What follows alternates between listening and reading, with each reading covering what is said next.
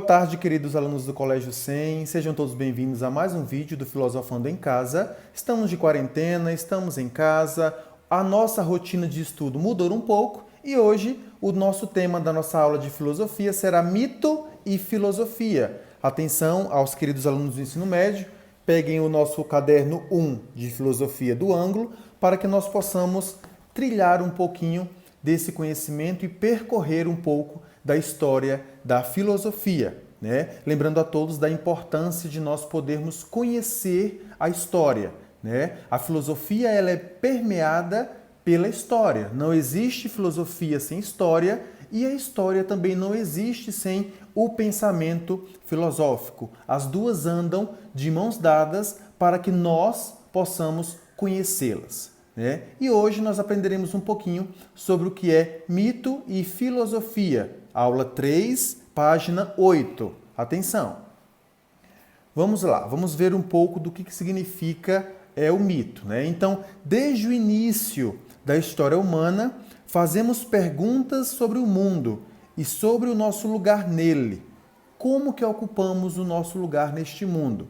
Para as primeiras sociedades, as respostas para as questões fundamentais eram encontradas na religião. Então, o primeiro dado que nós temos era que o homem sempre buscou respostas para as suas perguntas, para os seus questionamentos. Então, desde os primórdios, desde a época antiga, nós, seres humanos, buscamos saber o porquê que nós estamos aqui. Buscamos saber o porquê que nós ocupamos este lugar no espaço. Vamos lá. As ações dos deuses explicavam o funcionamento do universo e oferecia estrutura para as civilizações, né? Então, o que as civilizações antigas, os gregos, os persas, buscavam primeiramente responder os seus questionamentos? Nos deuses, na religião, né? Alguma força superior tinha que sanar as dúvidas e as perguntas que eles tinham em relação a si mesmo e ao universo. Por isso que é importante a gente saber sobre isso, porque uma vez nós sabendo sobre essa história antiga em relação à filosofia, nós vamos conseguir compreender o nosso lugar aqui no universo, nesta sociedade, nesse momento. Então, o que é mito? Mito são narrativas utilizadas pelos povos gregos para explicar fatos da realidade ou fenômenos da natureza, as origens do mundo e do homem. Um dos objetivos do mito, pessoal, era transmitir conhecimento e explicar fatos que a ciência ainda não havia explicado. Então, observe a importância do mito lá para o início das civilizações, né? Aí é onde nasce o começo do pensamento filosófico.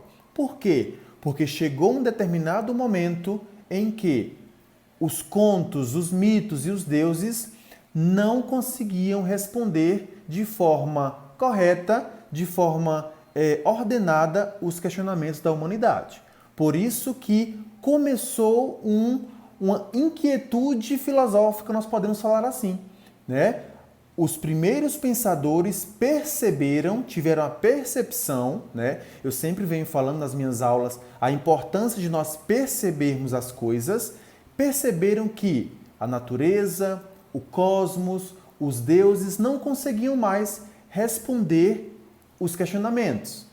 E para onde que foi o centro da reflexão filosófica? Para onde que foi o centro dos questionamentos?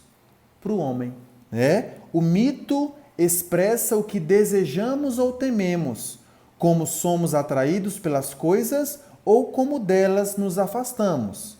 A verdade do mito resulta de uma intuição da compreensão da realidade.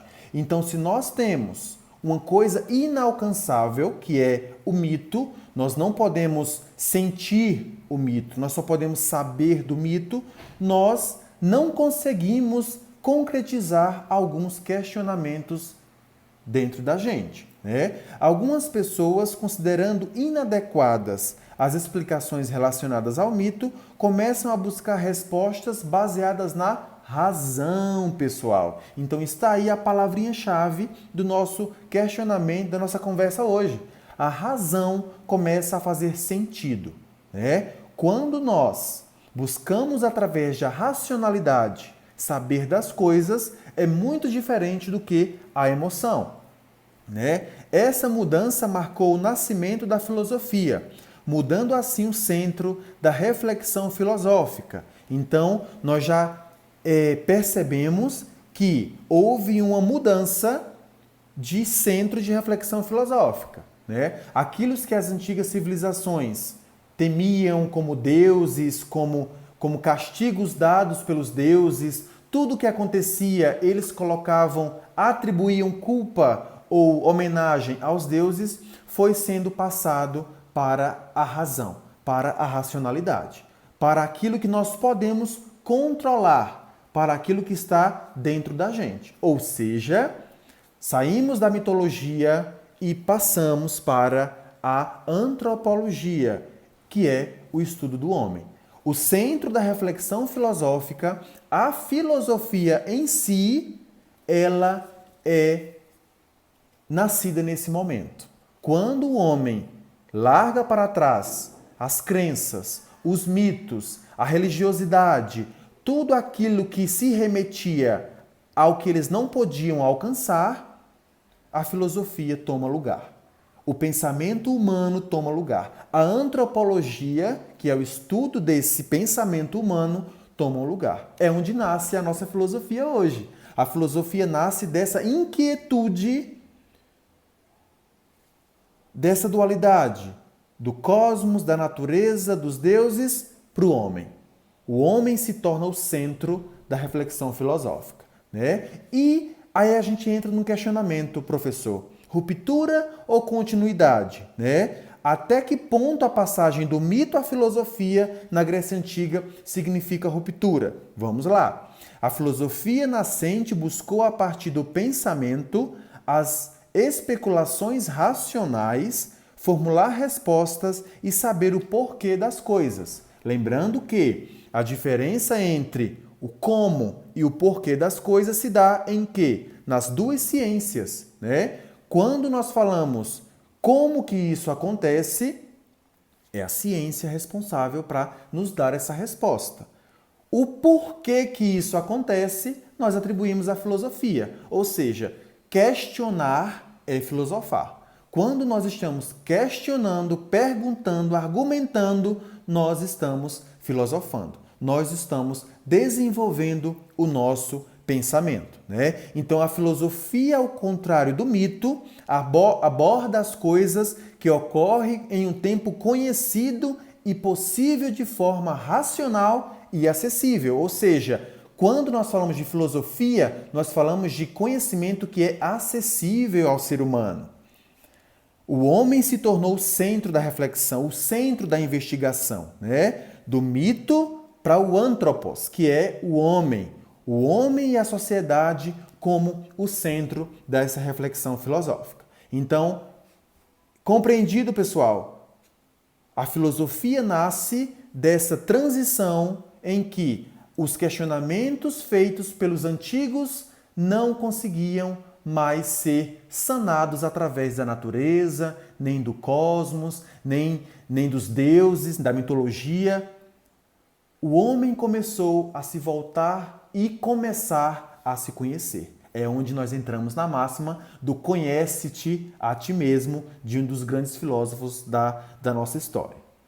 Então, fica o recado, a diferença entre mito e filosofia, a passagem do mito para a filosofia, e que nós possamos, através deste conhecimento, acrescentar inteligência, acrescentar qualidade no nosso conhecimento. Conhecimento nunca é demais. Todos nós temos essa capacidade de fazer essa transposição do mito à filosofia, que fica bem claro isso aqui, tá bom? Um grande abraço a vocês, fiquem com Deus e até a próxima. Um abraço!